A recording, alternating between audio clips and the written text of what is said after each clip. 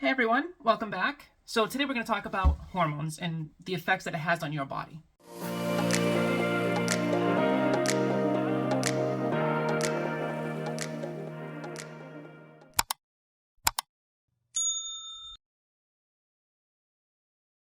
Hey everyone, welcome back to my channel.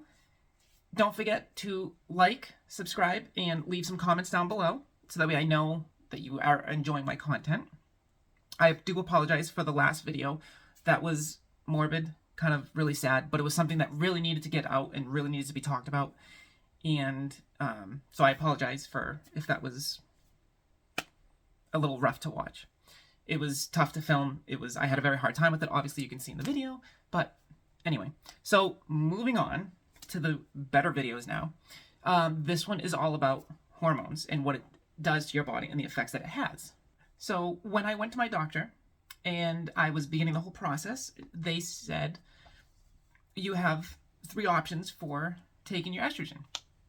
So one of them that was an injection, and I wasn't fond of needles, so I didn't go for that one.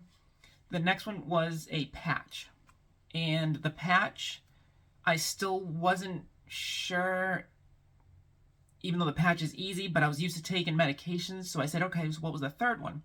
Third one was a pill, and you put it under your tongue, and you let it sit there until it dissolves, and it goes into your bloodstream. So that was another way, and that was probably the easiest one for me that I chose that I wanted to do. So with the estrogen, I did start off with the pill. That was the easiest for me. And the pill looks like this. So it's a little like blue turquoise type pill, and you let that go underneath your tongue and let that dissolve into your bloodstream. After a while, I noticed that it was hard for me to keep up with, because going to work and trying to figure out when to put it under, and I found that I don't know, I just had a hard time with it, and I was doing it for a few years. So eventually I said, well, I want a different solution. So I went back to my doctor, and she talked to me about doing the patch, because I said I can't handle the injections. So, also from what I've heard too is the injections can give you faster effects. Now, don't quote me on that. That's just what I've heard, that it can give you faster effects because it's like in your system faster. So she said, okay, well, we can try the patch. And I said, okay, let's do it. Now, the patch is you need to put it on your midsection. So somewhere on the belly, your side, your back, or you can put it on your butt. I chose to put it on my butt so that way it's kind of hidden. Nobody sees it. It's just out of sight, out of mind.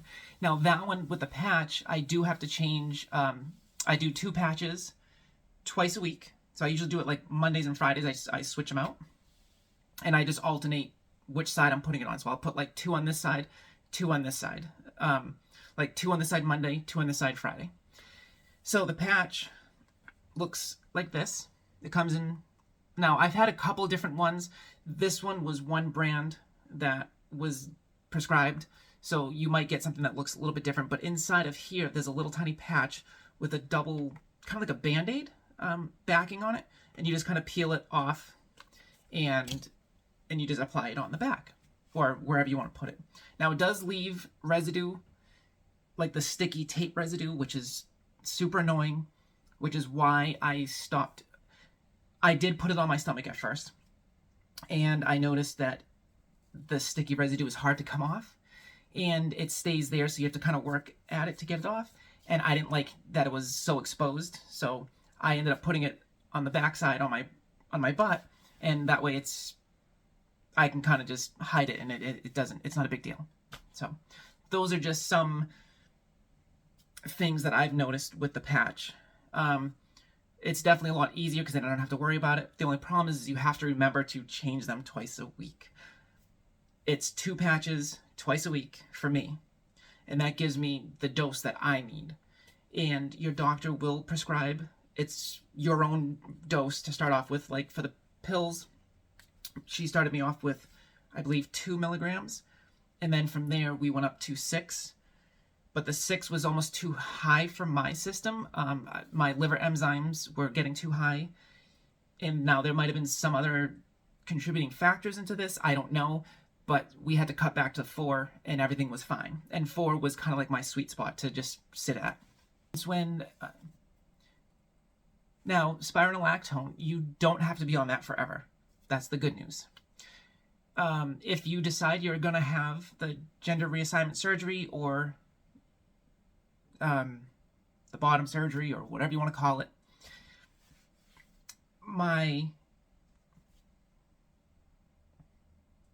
the spironolactone you don't have to take anymore because obviously you don't have testosterone to block anymore. So you don't need to take that. So there's one less medication that you actually have to take, which is fantastic. And even the estrogen, you could probably come down on a dose if you needed to. But your doctor and you can talk about that and figure it out. Then the next one that they offered was called spironolactone, which is a testosterone blocker. And that one, kind of like it says, it blocks your testosterone. And it helps so that way the estrogen does not have to combat against the testosterone. And it makes it have faster effects in your body without having to battle back and forth of which hormone is more dominant. And unfortunately, testosterone is way more dominant than estrogen is. So you have to get rid of it. You have to block it. Other people, you can take, you can have a surgery, which is an orchiectomy, and that is the removal of the testicles. And obviously that will help stop producing testosterone. So that's another way of doing it. After that, so now we're on to actually taking the estrogen and the medication. And once when you start, nothing is immediate, nothing is overnight. It definitely takes a week or so for the spironolactone to kind of kick in and start like really doing its job. At the same time, the estrogen is kind of starting to flow through your body, and as the testosterone levels drop, the estrogen has a better chance of really getting in and doing what it needs to do. Now, one of the things that spironolactone does is it's a diuretic pill. So it's kind of like a water pill. And it makes you have to go to the bathroom a lot. Like, a lot. I remember taking it, and I would take it during the day, in the morning, and then throughout the day and throughout the night, I would constantly have to go to the bathroom. It gets old really fast. So one thing that I found is I would take it at nighttime, so that way it didn't have the effects of having to go to the feeling of having to go to the bathroom right away. So I was able to actually sleep the night without having to get up, if that makes sense. Again, everyone's going to have a different effect with this. This is not the rule of thumb. This is not like, this is exactly what's going to happen to you. This is just what happened to me. So next was the feeling and effects of the estrogen. So first thing I started to notice was the tenderness in my breast, and specifically like my nipples. And I noticed that they were getting really, really sore, almost like a tingling feeling. And you could kind of feel like, I don't know, like almost like itchy, or like, I don't know, they just got really sensitive. It's kind of weird. And I started to notice that that my strength was like going away at the same time. And I could feel that things that I used to be able to do was not as easy. Now this was like, let me back it up a little bit. This is like probably 3 months of being on the actual hormones is when I started to really feel these changes. The breast growth, the lack of strength, the loss of energy was definitely after about 3 months of time. And again, everyone's going to have different effects. Everyone's going to experience a different timeline than I did. This was just how long it took my body to adjust to the new medication and to adjust to what's happening. So after I had started feeling all these things, you the dysphoria, I mean, literally goes away. Like it makes it so much easier to get up and go about and do your thing, and to know that you're about to begin and embark on like this amazing journey that like you've been waiting your whole life for. So after a while dealing with all these new changes that were happening, it was kind of like a second puberty that I was going through. And it was very strange. It was very, very weird to start to feel these different things. Some myths about all of this is what the estrogen can do, and one of them is it changes your voice. It does not. Your voice you have to work on. That is something I will do in a whole nother video. Mine is obviously not perfect. It's not where I want it to be, but it's the best I can do. So we'll get into that into a different video. So for now, but so it does not change your voice.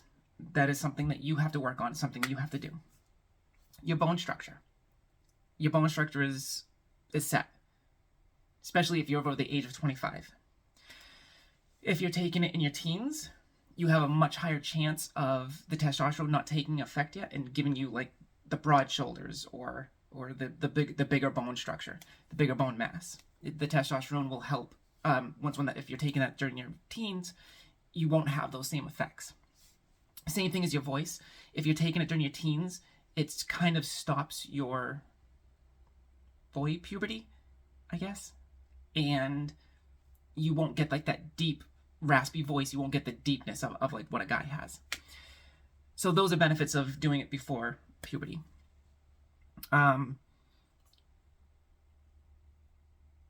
Yeah. So the next few things I started to notice was hair on my body was starting to change. Like black hairs were turning blonde and hair on my body was thinning out. Now I never really had like a lot of like body hair, but whatever I did have was starting to kind of disappear. Hair on my arms was starting to thin out just a little bit, not totally. And hair in other areas I just noticed was like turning blonde, and it was kind of strange. So muscle mass as well started to kind of fade. My face started to kind of thin out a little bit, which was kind of strange. And these effects took over the course of like the next like 6 months or so. So now all these effects are going to be based off of also your genetics, unfortunately. So if your genetics are, like I hate to use the word, like a Barbie doll figure, and if that runs in your family, chances are you'll probably have some pretty good effects, from what I've noticed. If you, breast growth will be, again, based off of genetics, mostly. You're going to be pretty much based off of your siblings and your mother. You'll be like 1 size to 2 sizes smaller than what they are. It all changes. Everything is based off of everyone's experience will be different. So don't it's not the gospel. It's just everyone's going to experience different things and different growth rates. Another thing that was pretty interesting to notice was the changes of emotion. And the emotion was I would get really sensitive to things, almost like mood swings, because your body was now, the hormones were all out of whack, and the estrogen was all of a sudden starting to make me like watch a movie and I would like something sad would happen and I would want to cry. I would start tearing up and I'm getting choked up watching like these movies that I was never super emotional about. So those were weird things. You definitely get very emotional about certain things. And since you are going through a second puberty, you're definitely going to have some mood swings. Fat distribution. This one takes about a year or so. I've been on hormones for about 6 years, and I have noticed some, but it was my genetics, unfortunately. I did not notice a lot of the good effects that I wanted. So what I had to do was, some of it is going to the gym, and helping to work those areas that I wanted more effects, like hips, thighs, your butt. So I would have to kind of work towards those. Eating right is also a big help. If you eat like a lot of junk food like I do, the effects weren't that great for me, because all I did was eat a lot of junk food, and I never exercised at first, and it is what it is now at this point. So I'm working on it now. I'm trying to do healthier. I'm eating healthier. I'm working out. I'm doing these things that I should have done years ago. Yeah, there's no right or wrong. There's no easy way to navigate this. It just, let it happen. Let your body just go with the flow. Don't try to force things, and just be natural. Be yourself. Just, things will happen. Unfortunately, it's not overnight like what we want, but they will happen, and it just takes a little bit of time. You just have to be a little patient. And I know that's easier said than done. I went through it. I'm still living it every single day. So you're not alone.